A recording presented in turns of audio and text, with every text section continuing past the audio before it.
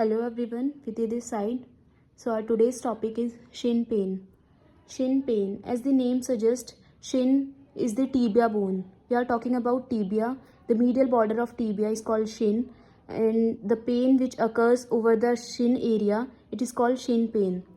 So shin pain क्या है? Basically हमारा shin splint भी हम इसको बोलते हैं. It is the pain along the medial border of the tibia और shin of the tibia. It is commonly experience by runners. ये मेनली हमारा जो रनर्स और एथलीट्स होते हैं वो हमारे ज़्यादा एक्सपीरियंस करते हैं. Which is cause by repetitive loading stress. क्योंकि हमारे जो रनर्स होते हैं उनको सेम रिपीटेशन मूवमेंट करते रहना है, उन्हें दौड़ते रहना है, तो जो उनकी बोन टिबिया पे ज़्यादा स्ट्रेस पड़ता है और वो उसी रिपीटेटिव लोडिंग स्ट्रेस की वजह से हमारे जो शिन पेन हो सकता है. Now we will talk about clinical perspective. Shin pain in athletes generally involves one or more several pathological, anatomical specific processes. अब जो ये शिन पेन है ये जनरली हमारे पैथोलॉजिकल कोई हमारे पैथोलॉजी है उसकी वजह से हो सकता है. अनेटमिकली हमारे कोई स्ट्रक्चर बोनी स्ट्रक्चर है, सॉफ्ट टिश्यू स्ट्रक्चर इन्वॉल्व है उसकी वजह से हो सकता है. या फिर हमारी बायोमैकेनिक्स ही फॉल्टी है. रनिंग करते टाइम, थ्रोइंग करते टाइम हम बॉल को थ्रो कर रहे हैं, अगर वो फॉल्टी है तो उससे हमारे जो risk chances of risk injuries होते हैं वो बढ़ सकते हैं. सो नाउ इसमें सबसे पहले हम पढ़ेंगे बोन स्ट्रेस. बोन स्ट्रेस में क्या है कि अगर कंटिन्यूस स्ट्रेस कोई बोन स्ट्रेन या फिर बोन पर प्रेशर पड़े जा रहा है वो कंटिन्यूस है, उसकी वजह से क्या होगा, हमारा स्ट्रेस रिएक्शन देखने को मिलेगा हमें बोन में. स्ट्रेस रिएक्शन क्या होता है कि कोई भी ओवर यूज इंजरीज की बोन पे लोडिंग रिपीटेटिव हमारा कंटिन्यूस चल रहा है, फोर्स लगे जा रही है, तो उसकी वजह से ओवर इंजरीज हो सकती हैं और वो ओवर यूज इंजरीज फर्दर जाके हमारे स्ट्रेस फ्रैक्चर को डेवलप कर सकते हैं. सो पहले बोन स्ट्रेन हुआ, मतलब बोन पर स्ट्रेस पड़ा, उसकी वजह से हमें बोन में स्ट्रेस रिएक्शंस देखने को मिले. ओवर यूज इंजरीज जो हमारे मेनली सॉफ्ट टिश्यूज इंजरीज होती हैं उसके अगर फर्दर वो हमें लीड करे तो हमारा स्ट्रेस फ्रैक्चर हो सकता है. Now will talk about vascular insufficiency. इसमें भी सेम नेम जैसा है, वेस्कुलर मीन्स हम ब्लड वेसल्स के बारे में बात करेंगे, और इनसफिशिएंसी जो हमारा ब्लड फ्लो हो रहा है उसमें कोई कमी हो रही है.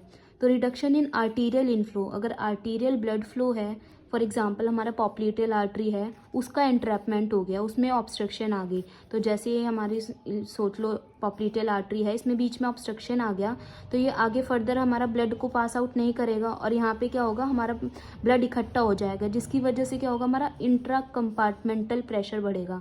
इंट्रा बोले तो आपस में जो कंपार्टमेंट्स होते हैं ना हमारे लेग में, anterior compartment, posterior compartment, lateral compartment, तो वो इंट्रा कंपार्टमेंटल प्रेशर हमारा एलिवेट होगा.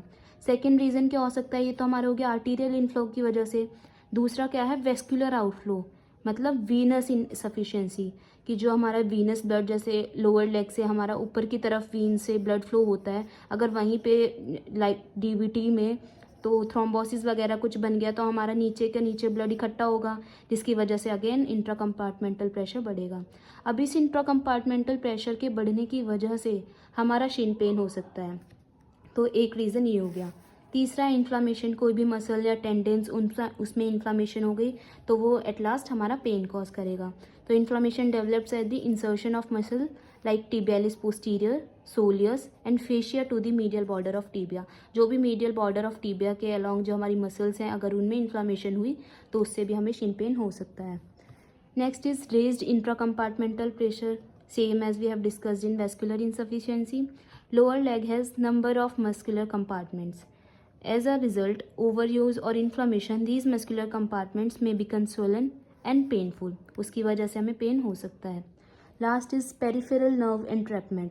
अगर जैसे कि हमारी peripheral nerves, will talk about if हमारी लोअर लेग की जो नर्व्स होती हैं जैसे tibial nerve, common peroneal nerve, तो अगर उसमें कहीं पे एंट्रैपमेंट हो गई, वहाँ पे हमें कोई प्रॉब्लम हो गई तो अलोंग द पूरे जितना भी हमारा नर्व डिस्ट्रीब्यूशन है, जो भी उस नर्व को वो सप्लाई कर रही है, उधर हमारा पेन होगा. तो वहाँ पे जैसे अगर हमारी एंटीरियरली हम बात करें तो सुपरफिशियल पेरोनियल नर्व और टीबियल नर्व आएगी, तो उसमें हमारा शिन पेन हमें हो सकता है. Now role of biomechanics. Biomechanics की बात करें हम, मैकेनिक्स बेसिकली हमारा नाम से पता चल रहा है मूवमेंट और मोशन की बात करेंगे.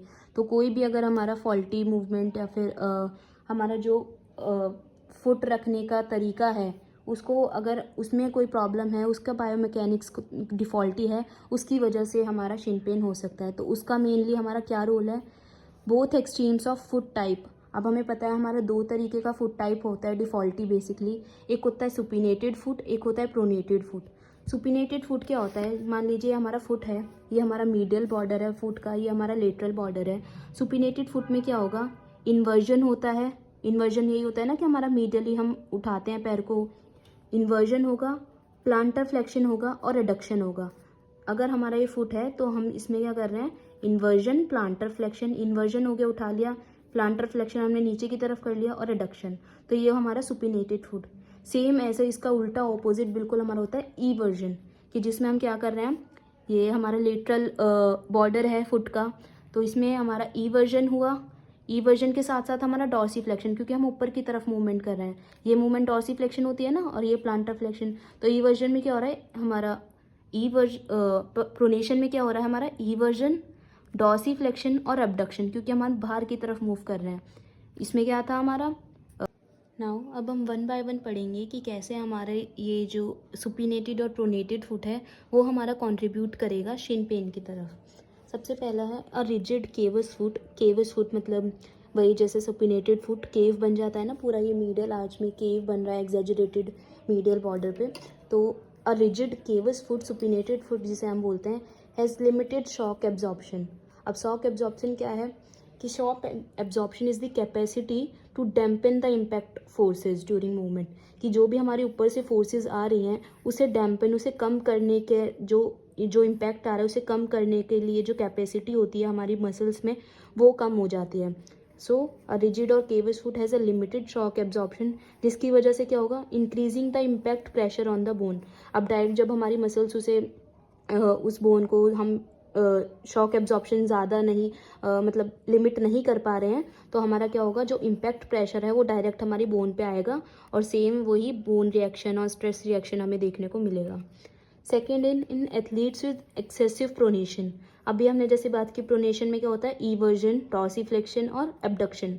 The muscles of superficial soleus, deep compartments like tibialis posterior, FHL and FTL are placed as a relatively lengthened position। अब हम लोगों को पता है जो हमारी सोलियस मसल है या फिर हमारी FHL और tibialis posterior, ये हमारा क्या कराती हैं, प्लांटर फ्लेक्शन। और हमने पढ़ा है हमारा प्रोनेशन में क्या होगा, डॉर्सीफ्लेक्शन। तो अगर हमारी ये जो मसल्स हैं, हम प्रोनेटेड, हमारा एक्सेसिवली प्रोनेटेड फुट है, तो ये हमारी जो मसल है इनके तो फंक्शन के अगेंस्ट काम हो रहा है, मतलब ये स्ट्रेच होंगी, तो they are placed at a relatively lengthened position and are required to contract eccentrically. हमें पता है कि कोई भी अगर हमें स्ट्रेच या हमारे उस पर लेंथनिंग पोजीशन होती है तो हमारी जो मसल है वो ईसेंट्रिकली कॉन्ट्रैक्ट करती है। So required to contract eccentrically harder and longer to resist the pronation after the heel strike। हमारी मसल जितना भी है वो इतना इसेंट्रिकली कॉन्ट्रैक्ट करेंगी ताकि वो रेजिस्ट कर सकें उस प्रोनेटेड फुट को। on the toe of the muscle must contract concentrically over a greater length to complete the transition to a supinated foot। अब जब हम टो ऑफ हो जाता है, क्योंकि हमें पता है हमारे गेट में सबसे पहले हील स्ट्राइक होती है, फिर mid stance, heel strike, flat foot, mid stance, then toe off. ये होता है heel off and toe off, ये हमारे फेजेस होते हैं गेट के। तो जब हमारा पूरा उसने एथलीट में प्रोनेशन वाला करा और जब वो हमारा लास्ट एकदम टो ऑफ वाले उसमें फेज में पहुंच गया, जो हमारी मसल्स हैं बेसिकली ये सोलियस और टिबियालिस पोस्टीरियर, ये क्या करेंगे, इन्हें कोसेंट्रिकली कॉन्ट्रैक्ट होना पड़ेगा, क्योंकि अब इन्हें सुपिनेशन वाले फुट में ट्रांजिशन लेना है। प्रोनेटेड फुट से अब वो सुपिनेशन में जाएंगे, वो न्यूट्रल, क्योंकि स्विंग फेज में अब वो न्यूट्रल आएंगे, तो इसलिए उन्हें कोसेंट्रिकली कॉन्ट्रैक्ट करना पड़ेगा। इसी वजह से with fatigue these muscles fail to provide the normal degree of shock absorption. अब यही उनका प्रोनेटेड फुट है, एक्सेसिवली प्रोनेटेड फुट है, वो इसीकली लेंथन होंगी, देन उन्हें दोबारा से वो ट्रांजिशन करेंगे कोसेंट्रिकली कॉन्ट्रैक्ट होने की वजह से। तो ये सेम रिपीटेटिव मूवमेंट्स करने की वजह से वो मसल्स फटीग में चली जाती हैं और उनमें वेयर एंड टियर होने के चांसेस होते हैं, जिसकी वजह से जो उनका नॉर्मल शॉक एब्जॉर्प्शन की कैपेसिटी है वो रिड्यूस हो जाती है। हम जैसे हमने ऊपर पढ़ा था उसकी वजह से वही सेम हमारा बोन स्ट्रेन होगा, बोन स्ट्रेस रिएक्शन होगा, एट लास्ट वो हमारे स्ट्रेस फ्रैक्चर की तरफ कॉज कर सकता है। नेक्स्ट हमारा the athlete with excessive pronation में also develop lateral shin pain. अभी हमने सिर्फ पढ़ा था शिन पेन बेसिकली हमारा कहाँ पे होगा, मीडियली साइड, क्योंकि मीडियल बॉर्डर ऑफ टीबिया पे हमारे ज़्यादा पेन देखने को मिलेगा। बट अगर हमारा जो एथलीट है वो एक्सेसिव प्रोनेशन में उसका फुट जा रहा है, बार बार वो सेम प्रोनेटेड फुट के साथ जब भी पैर रखेगा प्रोनेटेड फुट के साथ रखेगा, तो उसमें हमारा लेटरल शिन पेन डेवलप होगा और स्ट्रेस इंजरीज हो सकती है हमारी फिबुला को। ये कैसे होगा? Pronation of the fixed foot creates an obligate internal tibial rotation. अब जैसे ही वो पैर को सीधा ऐसे रखेगा और प्रोनेटेड रखेगा, तो जो उसकी टिबिया है वो बार बार रोटेशन में जाएगी। सीधा ये वाली बात है ना कि अगर हम हाथ को सीधा रख रहे हैं और वो ये हमारी, मान लो ये हमारी टिबिया और फिबुला बोन है, fibula lateral side, tibia medial side. तो जैसे ही अगर हमने इसको इवर्ट किया, प्रोनेशन में रखा, तो वो बार बार इंटरनली रोटेट होंगी यहाँ से हमारी टिबिया और फिबुला। इसी रोटेशन की वजह से with repetitive excessive pronation the tibia and fibula are expose to repetitive rotational stresses. वो रेपिटेटिवली हमारी टॉक और रोटेशनल स्ट्रेस की तरफ जाएगी।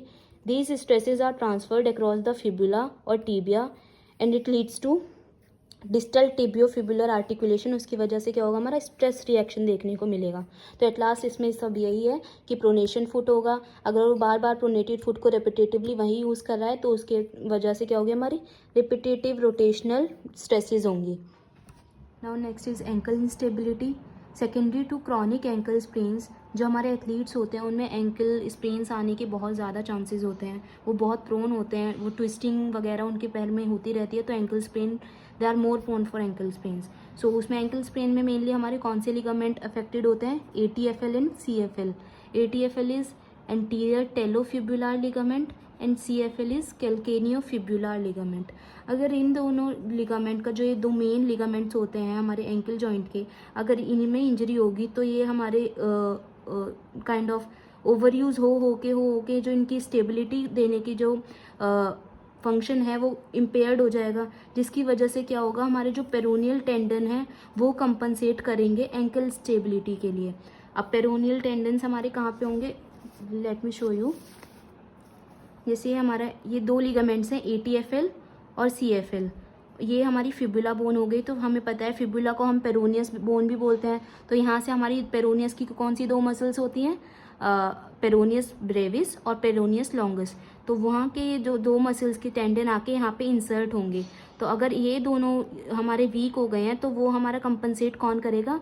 यहाँ पे आए हुए जो हमारे जो टेंडन है पेरोनियस टेंडन, वो इसको कंपनसेट करेगा। तो वही लिखा हुआ है, the over use of peroneal tendon leads to symptomatic complaints. अब इसकी वजह से हमारी पेरोनियल मसल्स में कंप्लेन होगी, वो फर्दर हमारे ऊपर जाके शिन पेन की तरफ पेन कॉज करेगा, बॉर्डरलाइन कंपार्टमेंट सिंड्रोम जिसे हम कहते हैं। Okay, next is types of shin pain. ये एक मेन टॉपिक है हमारा, types of shin pain. Mainly हमारे 3 तरीके के होते हैं, बट हम एक एक्यूट बोनी इंजरीज भी इंक्लूड करते हैं। तो ये 4 तरीके के हमारे शिन पेन हैं। First is bone stress reaction और स्ट्रेस फ्रैक्चर, जो हमने पहले बात कर चुके हैं हम इसके बारे में। Second is medial tibial periostitis, जिसे हम MTSS medial tibial stress syndrome भी बोलते हैं। Third is chronic exertional compartment syndrome. Fourth is acute bony injuries. वैसे तो इनके नाम से ही हमको आइडिया लग जाएगा कि ये क्या है, बट फिर भी हम एक बार डिटेल में एक एक करके सबको पढ़ेंगे। सबसे पहले है stress fracture of the tibia. Name से पता चल रहा है कि फ्रैक्चर होगा। स्ट्रेस जब रिपीटेटिव स्ट्रेस हमारी टीबिया बोन पर पड़ रहा है उसकी वजह से क्या हो रहा है? हमारा फ्रैक्चर। तो stress fracture are more commonly a cause of shin pain in athletes impact running and jumping sport. किस किस में? इम्पैक्ट वाले स्पोर्ट्स में, रनिंग में और जंपिंग स्पोर्ट टाइप की एक्टिविटीज़ में हमारा mainly stress fracture of tibia देखने को मिलता है।